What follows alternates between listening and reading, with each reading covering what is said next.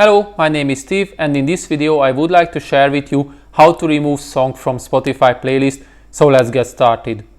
Open your Spotify application.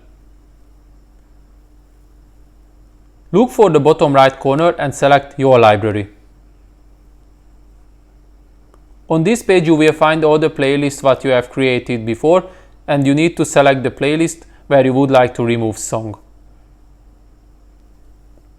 After you have selected the playlist, you just need to look for the song which you would like to remove from the playlist.